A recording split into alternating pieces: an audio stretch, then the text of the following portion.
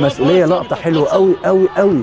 لعيب زي كده مخضرم ويشوف المسؤوليه بتاعته ويأنب نفسه وضميره والدموع تنزل من عينه. والله لقطه حلوه قوي قوي. الزمالك والزمالك الزمالك الزمالك الزمالك وهدف حلو قوي قوي. الراجل ده مصطفى فتحي بتاع ايه الاهداف اللي هي بتبقى جميله جدا. ده ولا روبن، ده روبن امبارح شاط واحده بس الراجل كاسياس راح طلعها اخيرا رأس الزمالك وقعد اتحاد الشرطه 4 اهداف وابتسامات وهيصه. بس هدف حلو.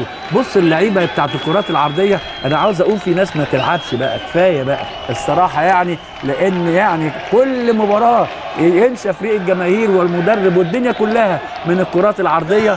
انما على طول يعني مصطفى فتحي لاعب جميل قوي، يغيب ويحط. بص ولا روبن عمل واحده زي كده امبارح، بس روبن بوش رجله ده بطن رجله فلاحي شويه. انما هدف جميل جميل جميل جميل جميل جميل. حلوه. ادي الحته دي عاوزه شغل كتير من نادي الزمالك. وادي ملعوبه وبطن رجله في الزاويه البعيده. يلا يخش الناس من البلكونه.